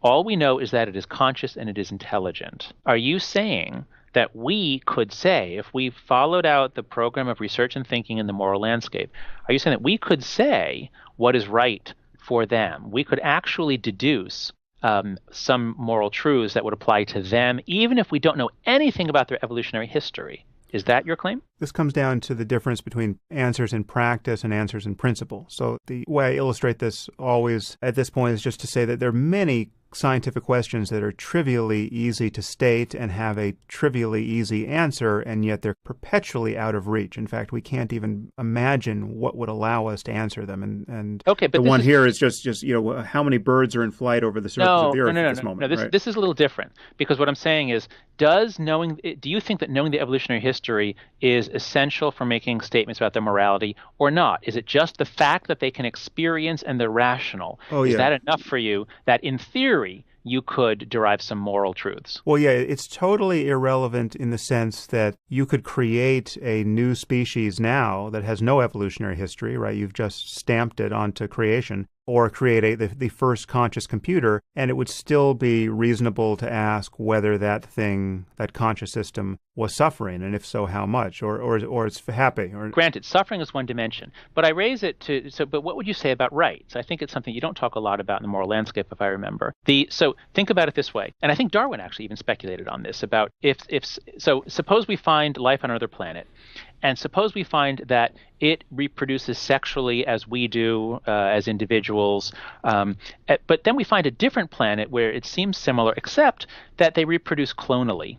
So each individual is an exact copy of the other ones within its community or its nation or whatever it is. And I would submit to you that if we know that one species reproduces clonally, we can predict that they would not have notions of individual rights like the one that reproduces sexually. And I don't think that we can say that the one that reproduces, well, they're wrong. They need to get notions of individual rights. They shouldn't be treating their people like that. So my point is that there are anthropocentric truths, and they emerge from the kind of species that it is. And so what is morally true for a species that reproduces clonally by direct copying with exactly the same genome, sort of like the Borg on Star. Well, the Borg's different, but that facts about the origin, can tell you facts about the psychology. Facts about the psychology can tell you whether certain whole categories of moral truths, such as rights, are relevant or not. Again, this comes down to the different projects in science, one being descriptive and one being normative. And so descriptively, yes, knowing a creature's evolutionary history will tell you a lot about what it's likely to want, what it's likely to find to be a source of suffering, what it's likely to think is morally salient in the sense that what is relevant in regulating its social attitudes and behavior with other creatures in its environment and conspecific. So it's morality emerges in once you have more than one sentient being. So if you're alone on an island, I don't think morality is a problem, but well-being is still a problem. So our moral concerns are a subset of a deeper concern about well-being. And well, that's your definition. Yes.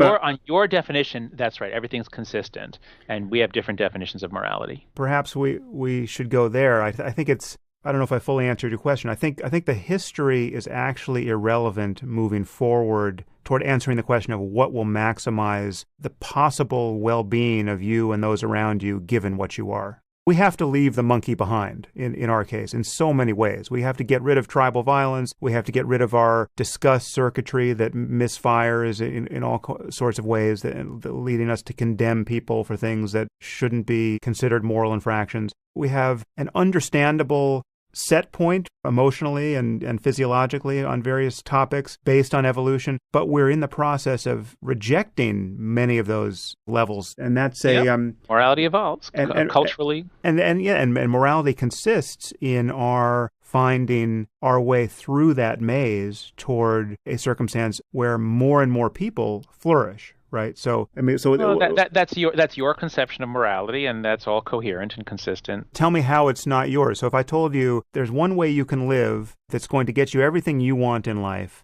but it's going to come at a massive cost to some little girl somewhere who's going to be made miserable by it, or there's another way you can live that's just as good as the first. You're going to get everything you want in life. That's fine. I agree with you. But the little girl's also going to flourish. So you're committed to more general flourishing as well. Right. As I said, ceteris paribus, more flourishing is better than less. It's just a question of whether this is all there is the experiences, and we add up the experiences. And as I said in one of my replies to you, the view you're taking is kind of like Dan Kahneman's early work on happiness, where he thought that you add up the total moments of happiness, and whatever life has more of those moments is the better one.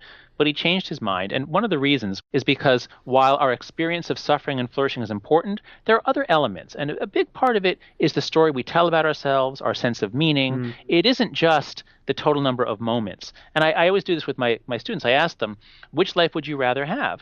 One in which the total, and I draw out graphs, one in which the total amount of happy moments or pleasure is 50% more over the life, which is huge. But in the last 10 or 20 years, the story you have about your life is that you were an utter failure. So it's our sense of meaning, our sense of narrative. There's more to a happy life than moments of flourishing. And this is why I don't think you could measure with an fMRI scan or any other tool. You can't just measure the amount of happiness or pleasure, add it up, and say this life is better than that. Actually, that's a good point, because I argued with Danny Kahneman about this over a dinner. Unfortunately, this wasn't public. This was just private argument. moment, but it was a very interesting conversation because I pressed him on precisely this point. The terminology he was using at that point was the experienced self and the remembered self. Yeah, right. And so the remembered self is this retrospective look. So if you were just going to sample someone's experience moment by moment and you stick in your well-being detector and just see how happy they were, that would be the experienced self moment by moment. But the remembered self is when you ask them, how good is your life? How happy are you? How actualized are you?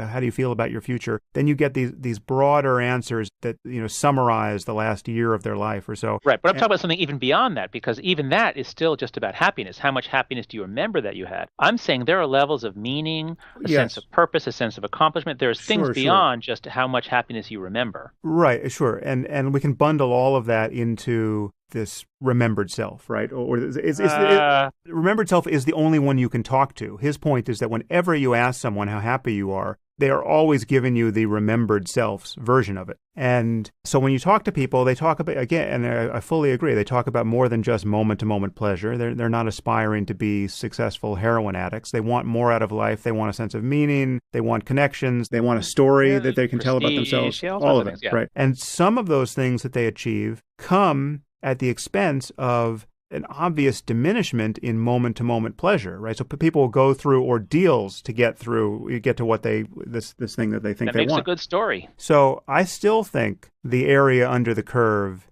is the final answer here. It's just that you have to be clear about what's under the curve. So okay. Hey, could I suggest, actually, given that we're going to run out of time, I have office hours coming up, and I think the campus political correctness and political correctness in general is something you and I care a lot about. And I think I saw on Twitter a lot of your listeners are asked that we talk about it. So I'm just going to suggest that, given that we're running out of time, we move on to that. Okay. Well, let's table that. But I would just say to you that there's more than what you or Danny have said on that topic, and we can talk about it at some other point. So what the hell is going on politically? And you've pointed this out in many different ways in the past. There's a level of there are different blind spots on the left and right, politically and morally. And the conversation between the two, or lack thereof, plays out in really bewildering ways at this point. So give me your thinking at the moment on this topic. Mm-hmm. Sure. So I've been extremely alarmed by the way campus culture at a lot of our top schools has changed radically just in the last 2 years. There are these new ideas about safety, and I hear undergraduates often saying things like they just take it for granted that a classroom is supposed to be a safe space. Now, if they mean that the teacher shouldn't insult people or people shouldn't, hit each other, of course. But what they mean is that people should not be exposed to ideas that might make them feel marginalized or demeaned. For example, if somebody were to question affirmative action, that could be threatening to students who might have benefited from affirmative action. Therefore, you can't question it. And it's very strange that people are getting in trouble. And I was dragged before the Equal Opportunity Commission for showing a video that in class that one student objected to one word that a student said in it. All this weird. What was the word? Disgusting. So it was in the context of a discussion about the dumbfounding scenario, actually. And it was a conversation between two UVA undergraduates, and one of them he's cross-examining the other one. The experimenter cross-examines the other one, and the guy ultimately says, well, I don't know, I can't explain why it's wrong. Well, I guess I just, I have a sister myself, and I would just find it disgusting to watch, to think about having sex with her. Mm. So the experimenter follows the script, which is, because people often say something like that. And so the experimenter says, well, okay, you'd find it disgusting, but does that make it wrong? I mean, personally, like if I were to see two men having sex, like I personally would find that disgusting. I wouldn't want to watch it. But, that doesn't make it wrong. I mean, if people are inclined that way, they have every right to do it. There's nothing wrong with it. So, okay, so, I've shown this video 50 times. But by the time class was over, a student had emailed the dean to complain about my homophobia. I thought she must have just missed the part. She must have misunderstood the video. I mean, I said, well, come talk to me tomorrow. Let's look at the video. You'll see he's not condemning homosexuality. He's actually pro-gay rights. But she engineered. Basically, she brought the class to a standstill. She demanded that I apologize, and finally, she bullied me into apologizing. And finally, I did, just because I had to keep the class going. And this was because it was an intensive class every day for a week. So I apologized, but she didn't like the apology, so she brought me in front of the Equal Opportunity Commission. And there was no way that they were going to convict me. This is at UVA? No, it's at NYU. But the point is, it took like about a month out of my life.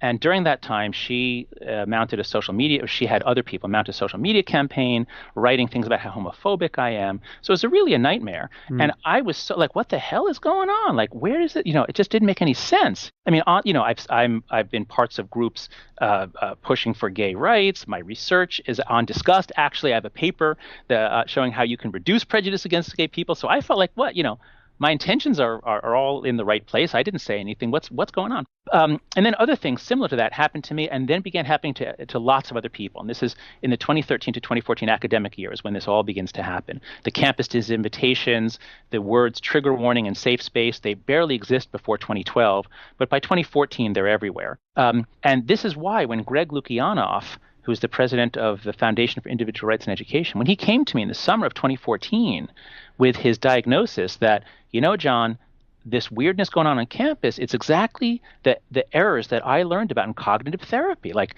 campus is teaching undergraduates to think in the exact distorted ways that cognitive therapy teaches you not to do, like catastrophizing, mind reading, all those sorts of things. And so I was so busy. I was saying no to everything. But when Greg came to me after my own experiences, I said, "Oh my God, Greg, this is brilliant. This is what's going on." So that's what led to he and I writing this article that was published in The Atlantic last August. And it was, and we had no idea campuses were going to melt down beginning at Halloween at Yale, Missouri, so many other schools. So a very strange thing is happening, and I think it's so interesting. I mean, it's horrible because it basically has put a chill on free speech. Everyone is afraid of saying anything that will set off the most sensitive student in the class.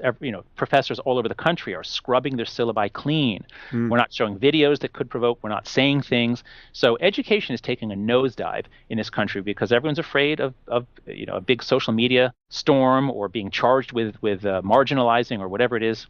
So this is what's happening, and this is purely a liberal phenomenon, right? Is there a conservative analog to this, or is this just a little bit? Yeah. So what happens? So there's a wonderful paper on the origin of microaggressions. In fact, if listeners just Google where microaggressions really come from, I wrote a summary of this article, and what these authors, Manning and Campbell, two sociologists, what they point out is that microaggressions, the idea that, like, if I ask an Asian student, "Where are you from?"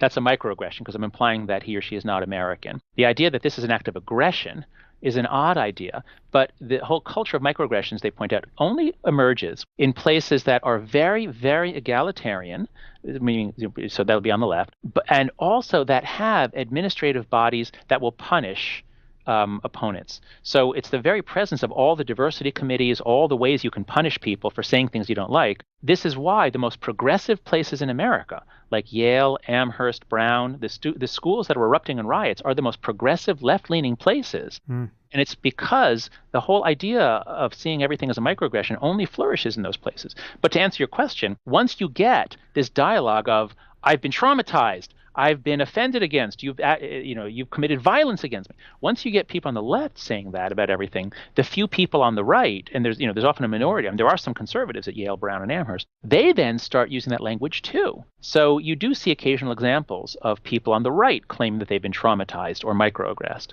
But it is mostly a left. It mostly comes from the social justice left. This is a recent phenomenon, but this seems to be of a piece with something that isn't so recent. So, like, for instance, these no-go areas in science, these taboo topics like racial and gender differences in intelligence, the bell curve wars, and, Larry Summers getting into hot water at Harvard. And I think you wrote about this some years ago in an Edge piece. You speculated that mapping the genome is going to open up a much larger front in this war of controversial topics. So have you thought any more about that? I can imagine that this is only making it that much more difficult to touch any of these areas scientifically if you can't even talk about them in front of your classroom. That's right. So political correctness is not new.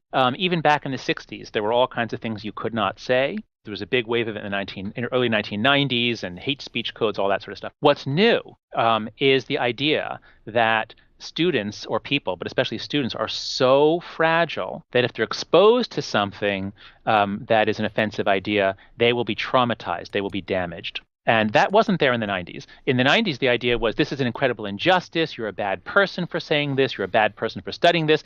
But there wasn't the idea that, oh, you've traumatized people, you've damaged people. So that's new, the idea of fragility. And this grows out. I've learned a lot since Lukianoff and I wrote the Atlantic article. This ultimately seems to grow out of the massive changes in child rearing that happened in the United States after the early 1980s. So if you were born before about 1975, then you had a childhood like people all over the world have always had, which is that you spent a lot of time without adult supervision. And sometimes you got in fights, sometimes you got lost, sometimes you got scared, and you'd figure it out yourself. But we had a real crime wave beginning in the 70s, and there were several high-profile abductions, especially Eitan Pate's, 3 blocks south of where I'm sitting right now in Greenwich. Yeah.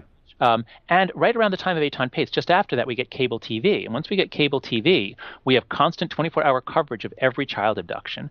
So even though pretty much nobody abducts children other than the non-custodial parent, Americans came to fear that if they ever had kids unsupervised, those kids would be abducted. It is literally illegal to let your 8-year-old walk to a park 2 blocks away. You can be arrested for doing that. So parents don't do that. Kids are never without adult supervision until they're mid-teens in many cases. And so what happens is students get to college and they have not had a chance to really deal with setbacks and even insults on their own. There's always been some authority that they should appeal to. So they get to college and somebody says something. Maybe somebody criticizes affirmative action, and that hurts. They don't like it. So what do? They have this whole ideology built for them. They might even have encountered it before college that says that they are a victim of microaggression. Somebody, perhaps a professor, although professors are always on the left, so it might not have been, it's probably more a student. Most of the complaints are actually about students. So some student said something and it hurts. And so you don't say something back, you go straight to the dean or the diversity administrator. You file charges. So this is what's new. This didn't happen 10 or 15 years ago. This is just the last couple of years. They call it accountability. They say we need to hold professors accountable for what they say.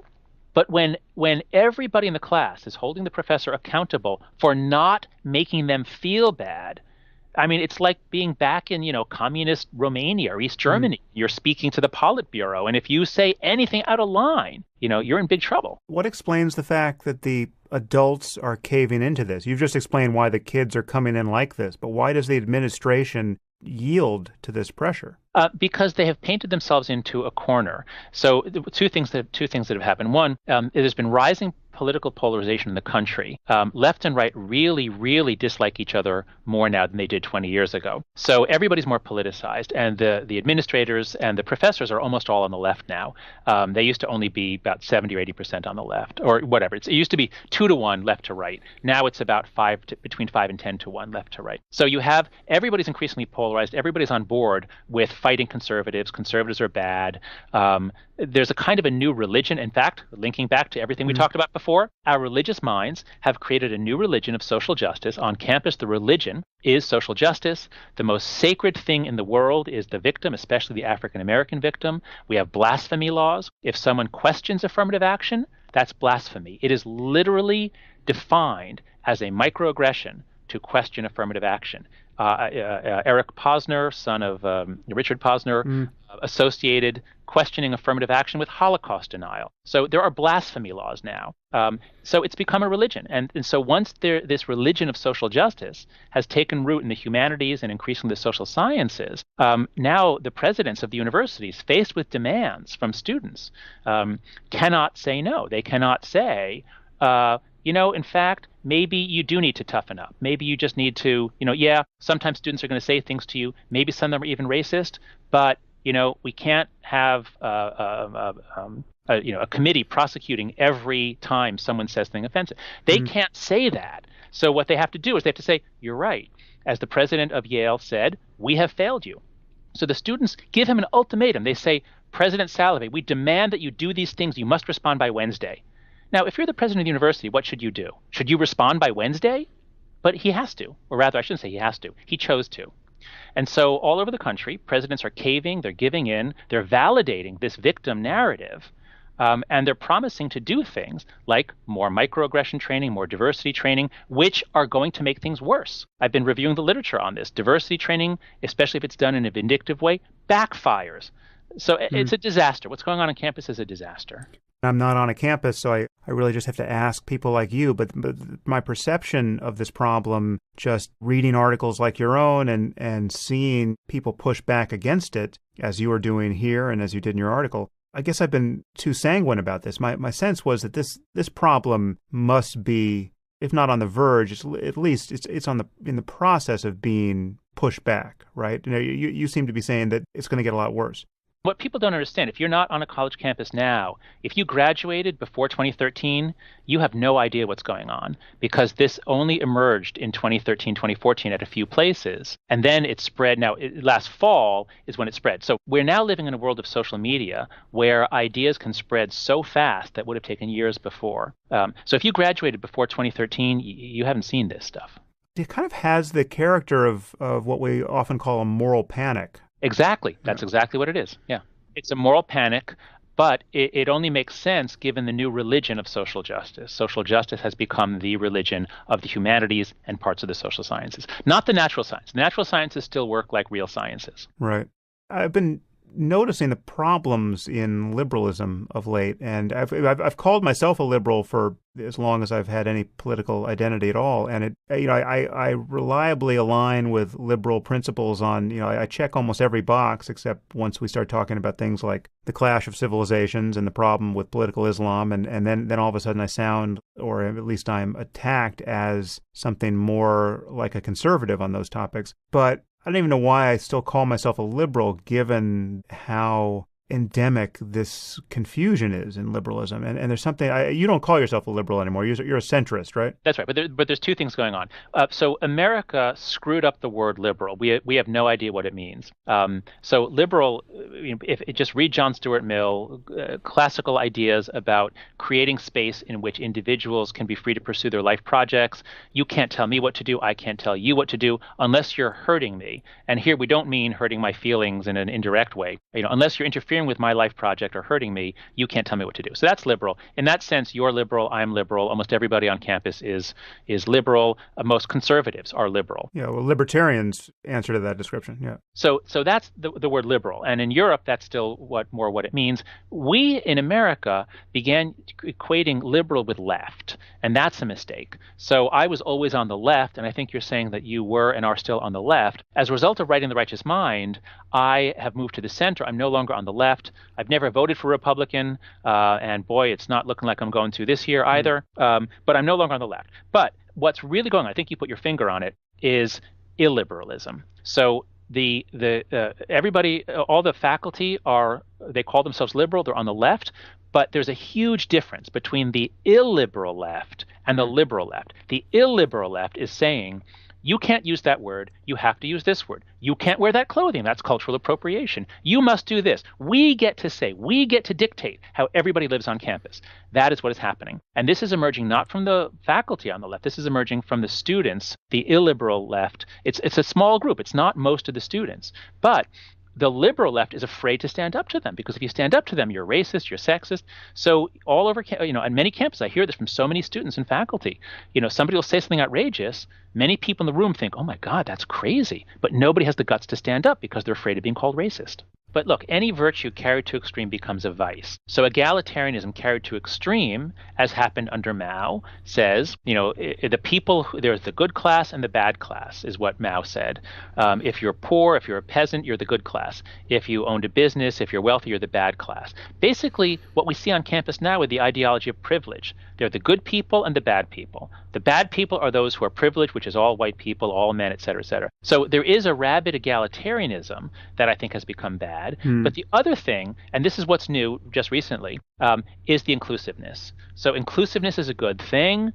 We do need to take affirmative steps to make sure we're not inadvertently marginalizing or alienating African Americans, Latin Americans. So inclusivity is a good thing, but carried to extreme, it becomes bad. And what's happened is in this new religion of social justice, the central virtues are inclusivity and equality. And if anyone in the 7 marginalized groups feels excluded, that trumps everything else. And this is where it becomes bad, and this is where it becomes impossible to have a university. Because now we can't I can't say something. I can't present a scientific theory. I can't present, if we're going to talk about why are women underrepresented in the STEM fields, and if a professor were to say, well, actually, prenatal testosterone actually influences what children enjoy doing, might that be relevant? You can't say that. I mean, I just said it, but a professor on the left can't say that. So you literally, if you were teaching that subject area, you would feel that you actually had to drop that fact from the lecture? Me personally, I would be very hesitant to say that at NYU, not that NYU is particularly bad, but because that's where they could file charges against me. But if I'm not at NYU, I'm free to say it because students at other schools can't really do much to me. But yes, students, I've heard from many professors, they are simply avoiding controversy because it's just not worth the trouble. It can take months of your life. That's incredible. But again, the point is that once you make inclusion a sacred value, that means no trade-offs. That means there's 7 marginalized groups. So it's African Americans, women, and gay people, LGBTQ. That's the 3 big ones. Then there's Latinos, Native Americans, disabled or mentally ill. So those are, and that's 6. That's where we were for the last 10 or 20 years. But just in the last year, now it's Muslims. Muslims are the 7th. So if you say anything that criticizes Islam, or that would any way make Muslim students feel uncomfortable, that's racism, that's homophobia. So professors are going to be very, very careful from here on in about saying anything critical of Islam. Interesting. Well, I guess I can claim to have done my part on that particular front. Yeah, good thing you're not a professor. Yes.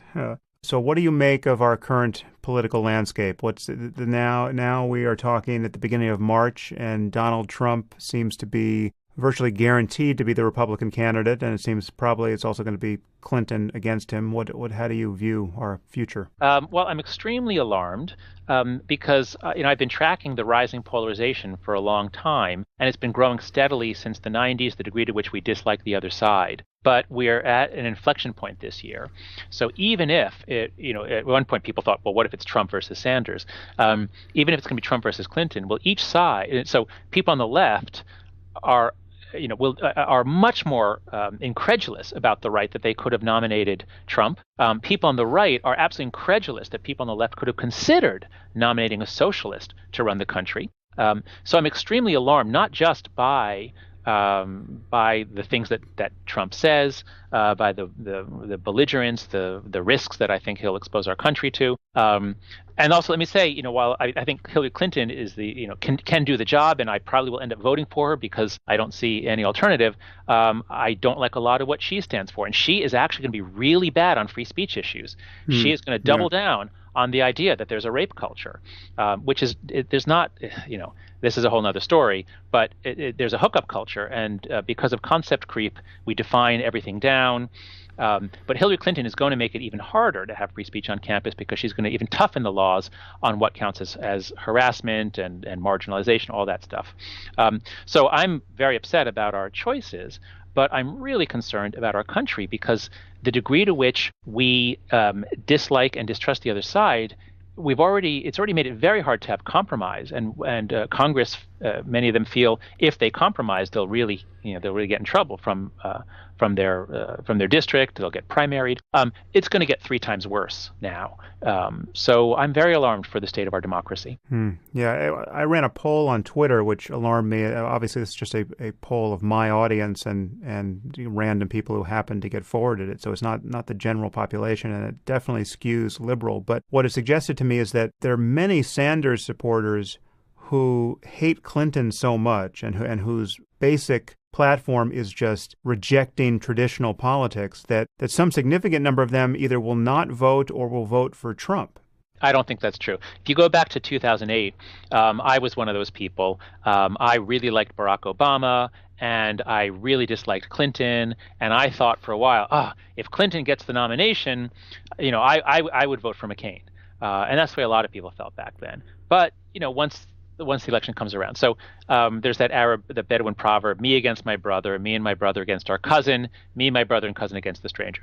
But almost all of them, if it's Clinton versus Trump, almost all of them are going to vote for Clinton. That's my prediction. Yeah, well, I hope so, because it looks like it's going that direction. And I think I have all of your reservations, I'm sure, about Clinton, but at least she seems like a grown-up who can do the job and not run civilization off a cliff. That's right. So Fingers crossed, John. Well, we do live in interesting times, and you and I are studying the central core of what makes things so interesting, I suppose. Yeah, well, listen, it's a pleasure to have you on the podcast. I'm very glad we got a chance to talk and break our uncomfortable silence. Yeah, no, I really appreciate this, Sam. I really appreciate you reaching out and inviting me on. Thank you. So I look forward to seeing you at a future conference. Yeah. Until next time.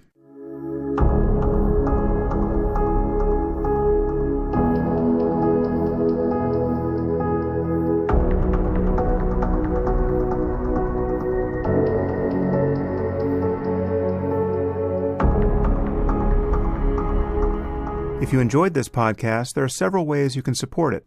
You can leave reviews on iTunes or Stitcher or wherever you happen to listen to it. You can share it on social media with your friends. You can discuss it on your own blog or podcast. Or you can support it directly. And there are two ways you can